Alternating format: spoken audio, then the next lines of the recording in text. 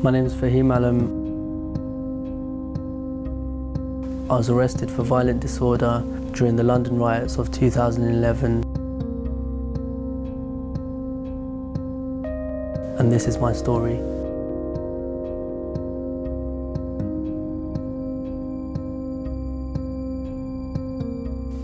I grew up in Hackney and lived there for most of my childhood.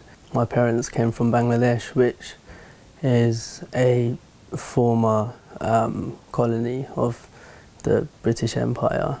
They didn't come here, I guess, out of free will or a free choice. They came here as economic migrants, and one's economic circumstances are dictated by history and general power structures. So that is a necessary context to my history, I guess. I saw a lot of social ills around me growing up in Hackney, which are products of the system that we live in. And I was always eager to look beyond that and to look to how we could move forward from that and how I could better the life of people against a system which doesn't really care about them. Growing up in every institution that I was a part of, I was always an ethnic majority. So going to Oxford was one of the first times that I became an ethnic minority, which was quite sort of insightful. You know, it was a new experience for me in a sense. Studying law there gave me a lot of tools to sort of just kind of challenge ideas, challenge values, challenge ideologies, challenge principles, challenge policy, whatever it was. It gave me tools to at least argue those things, which I think is a valuable skill to have in a society where we have politicians that can do that, where you have lawyers that can do that, where they can argue any point based on this or that, and through the indoctrination of people's minds, people will believe them either because they're an authority figure, or the way they put it, or the language they use, or whatever it is. So I learned, in a sense, some skills of the oppressive frameworks that we live in and oppressive people within society. I learned some of those skills, and I think it's always important to update ourselves on knowledge from the perspective of those who are doing oppressing around the world.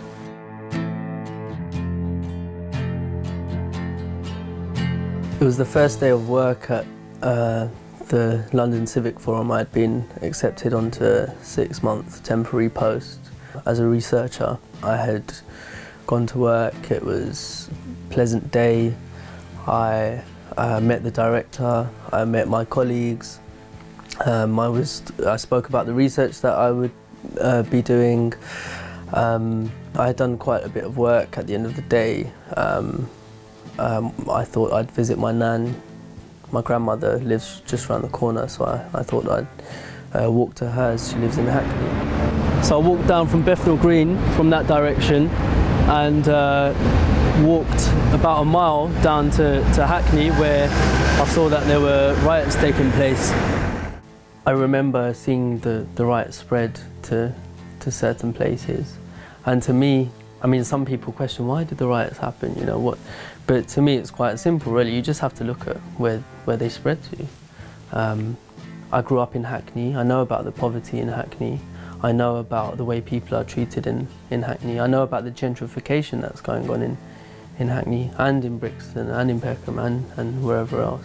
I know that people are suffering in really sort of deeply ingrained ways on a day-to-day level, and that grind, you know, it really takes its toll on people.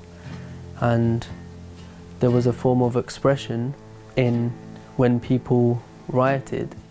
They were effectively expressing outwardly their anger at that system.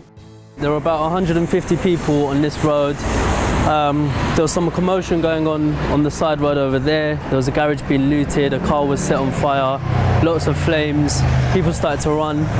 There were lines of police coming down from the other end of Mare Street. The police started to charge towards the crowds. Some of the crowds were pushed onto that road and some were pushed towards that way. I was over there.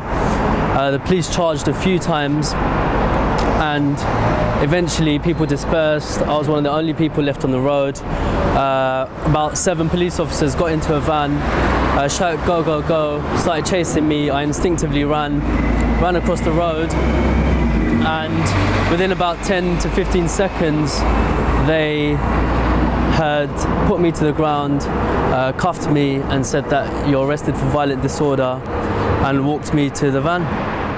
At one point I asked, what am I arrested for? And they said throwing bricks at the police. I was walked towards the police van, and I said I haven't done anything. I mean, that's precisely what I said and what came out in court. On the day I was arrested, I had started my first day of work in this building behind us with the green door. After work I walked across the park just over here down towards Hackney, and when I was arrested I was taken in a police van back onto the same road that I had started my journey on, and into Bethnal Green police station, which is, as you can see, a few doors down from where I was working that day, where I spent 2 days. When I was in the police station, it was really hectic. There was people moving around everywhere. I've seen the inside of a police station before. It was really busy. There were solicitors, there were defendants, there were police officers, and the atmosphere was really hostile towards people who had been arrested. There was a factory-style process that was going on from the point of the police station, where the usual procedures were happening: the fingerprints, DNA, photographs, stripping people of their clothes, taking their property. But they were processing people far quicker and on a much greater scale than usual.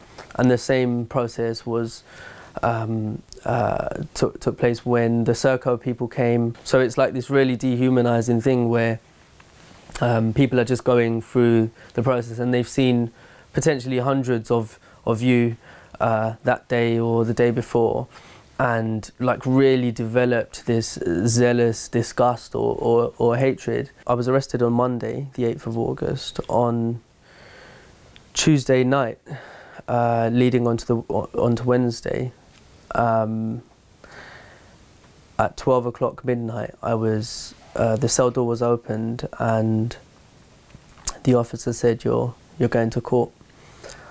I thought he was joking, because I knew that courts weren't open at that time.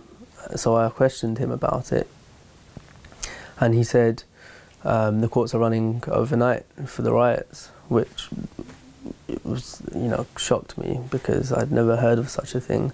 I saw my barrister for a short period, but at that point I was really tired and stressed and sort of kind of shocked about the whole experience. I went into court at around 3 o'clock in the morning, and the magistrate barely looked at me.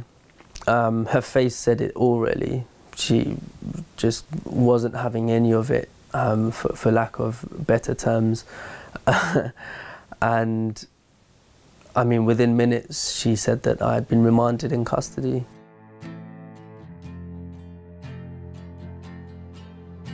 I don't think my experience of prison was any different to anybody else who has been to prison. Saying that, I was almost looking at prison from the outside, because for a lot of people, a lot of young people and brown people, prison is an ordinary way of life. So a lot of people know how to navigate prison because they know how to navigate the streets, or they know how to navigate the blocks or the estate, or they've been to prison so many times that they understand the system and they know how to deal with it. So I had to very quickly learn the ins and outs of prisons, how things worked formally and informally, and how to almost hustle in prison. We're outside Pentonville prison, where I spent about 2 weeks of my time in custody. Now, when I first went to court, I was initially taken to Wormwood Scrubs, then to Wandsworth, and then eventually here to Pentonville. Now, the reason why I was transferred around like that is because every time you have a court appearance, you're placed in whichever prison has enough space at the time. So I spent my time in around 6 wings in 3 different prisons, and in a total of about 7 cells. I think people have this idea of prison as containing all these evil criminals who are out to get you. And I know Pentonville behind us is quite notorious as a prison. Prison was tough in itself. Prison to me is a form of torture for anybody, and it destroys the soul. But I found there was a lot of humanity amongst prisoners. Maybe not so much amongst prison guards, but prisoners have a sense of solidarity which I haven't seen anywhere else in the world. And my cellmate in Pentonville has come to become a really good friend of mine, as have all the people that I shared cells with in prison, and friends who I can trust and rely on a level which I can't trust and rely on people in the outside world. So this idea that prisoners are evil and they're dangerous, I think ignores where they come from, why they're in prison, and the social conditions that people grow up around, and therefore what leads them to go to prison, as well as the political hegemony that means that some people are imprisoned and the murderous criminals who run states and governments don't end up in prison.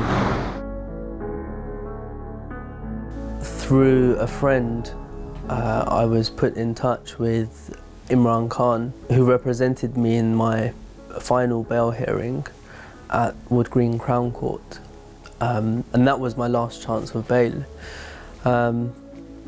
And to my surprise, the judge accepted and rejected the CPS's rejection of or contentions that they had against giving me bail.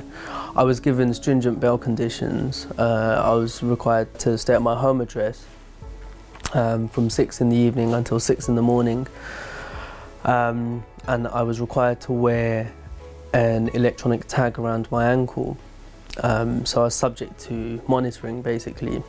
My bail conditions were varied at the request of my solicitor because I had to work and I wasn't able to engage with work properly or to get home on time sometimes, where it was set at 6 o'clock, so it was changed to 9 o'clock, which helped. But nevertheless, being on tag almost is just like being in prison.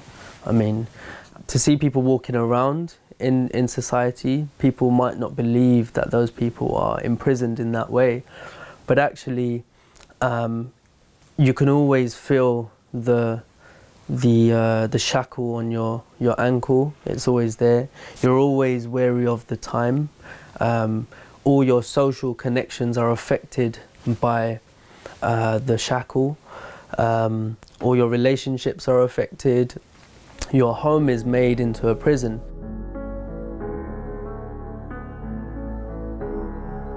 Having spent 6 weeks in prison and 6 months on an electronically monitored curfew, I had a 2-day trial and was acquitted by a jury, and it took under half an hour for them to make that decision.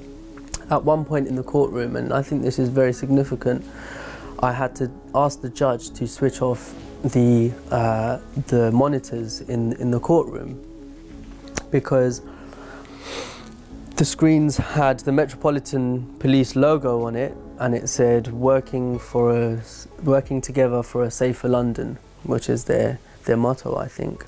And to me, that is a poisonous form of propaganda and indoctrination that can be used to sway the jury's psychology towards a guilty verdict. So I had to ask him to turn that off. The footage that was used was a handheld camera, I think, which was from the police, and it was only about 10 to 15 seconds long.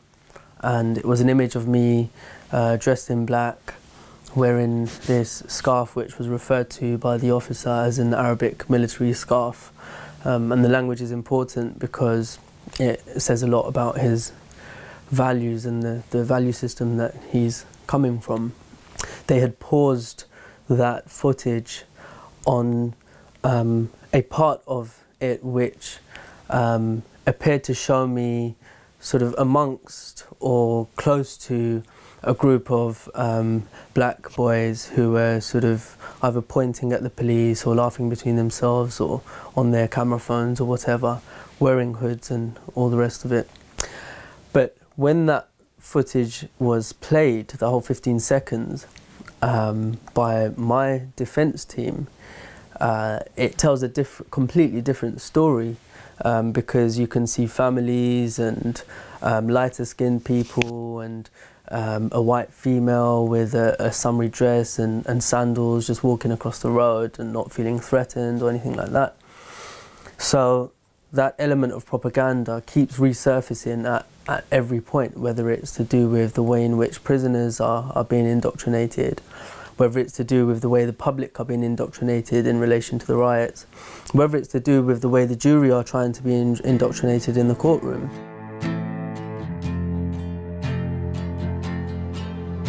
Just because every so often somebody wins a small victory, it doesn't mean that the justice system is just. Generally, that justice system is in place to reinforce the status quo of power, and it is there to reprimand poor people and to reprimand brown people and to reprimand men by and large. That is what the justice system is there for, and that's not spoken about. So it's kind of, you can't talk about a small victory within that whole kind of schema of things. It's like, I got not lucky, but yeah, in a sense I was lucky because I mean, the jury hearing about my education would have impacted their psychology. The judge hearing about my education would have impacted his psychology.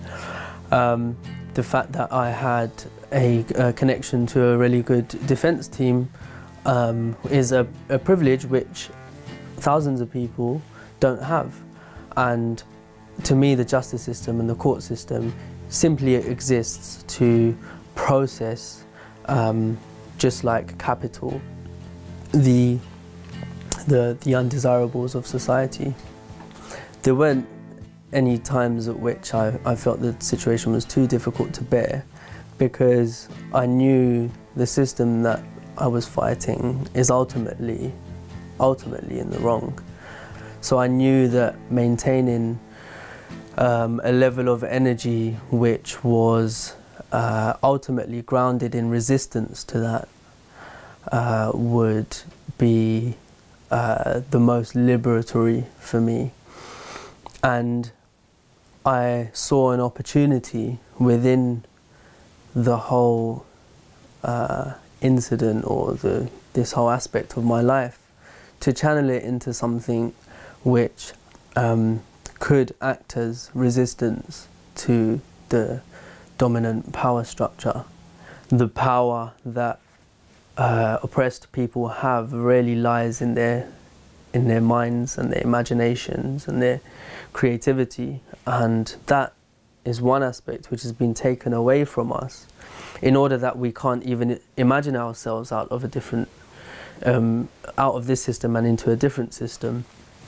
So during that 6 months whilst I was on bail, I channeled that energy into filming different people, whether they be scholars, academics, activists, artists, trying to get an array of different voices to speak on the riots, and it gave me a lot of strength. Whilst I was on bail, I found a lot of people, and throughout the whole period, came together to support me, and it really taught me about the power of community and how actually we do have the power to challenge oppression and to challenge the power system and the status quo. But we just need to get together in the right ways, and we need to harness our energy and our creativity and imagine a better possibility. As first stages, I'm not saying they're the only stages, they're the first stages towards liberation for people who are being oppressed by this system.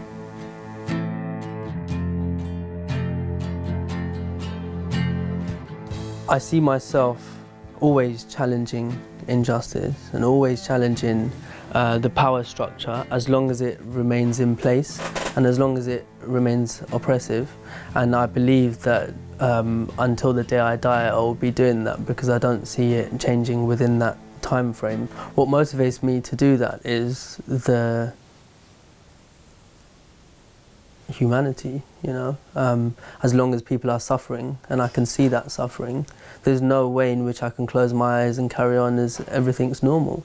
As long as somewhere somebody is being bombed or raped or pillaged or stolen from or told that they have no power or whatever it is, any form of injustice has to resonate with your humanity.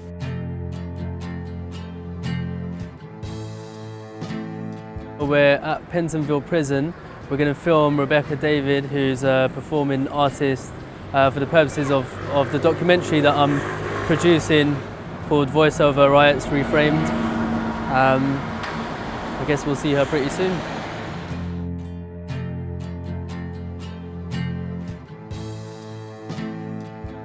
I'm telling you not to film that building. You're telling us to move the direction of the camera, so under what law?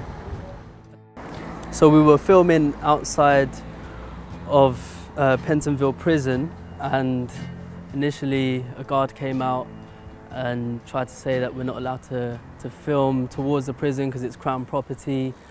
And I mean, I said I was allowed to film because it's public space, and then he got two of his colleagues out who are a bit more intimidating, and then the other guy tried to get my details. I said I wouldn't give them because I'm not obliged to. He couldn't give us any laws that applied. So now they've called the police.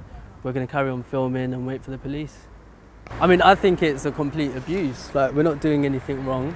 They're just bullies, really, you know?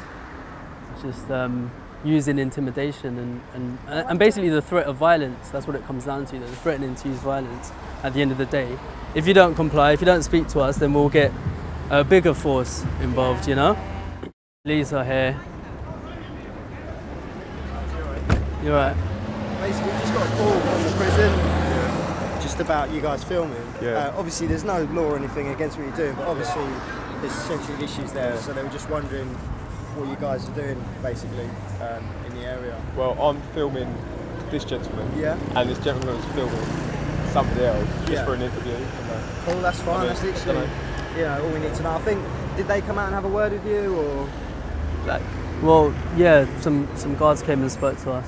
Okay. Did you have any ID? Do you have any ID? Do I have any ID? Only in that I think that was their problem, is that you're filming and they don't know who you are or what you're doing. So I mean, they didn't. Us to come along and check who you are and what you're doing. One of them asked for my name and address, but I said I didn't want to give it to him. So what are you filming for? Just out of curiosity? Is it all right to film? Is it all right to film the prison in front of the prison? If they're not happy for you to, I'd say let's not cross any lines. Okay, but I'm allowed to. In terms of exactly, if you're on a public street, I'd like to see what. If you're filming into it though and they're not happy with it, that's the problem. I'm not filming into it. I mean, I was. I mean, speak to this man. But it's not up to them. Like, it's not up to them. It's up to the law. Am I right?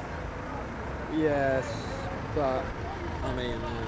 Are you happy with me just saying your name because I've spoken to you today? No. No, you don't want to give me a name? No. Any reason why not?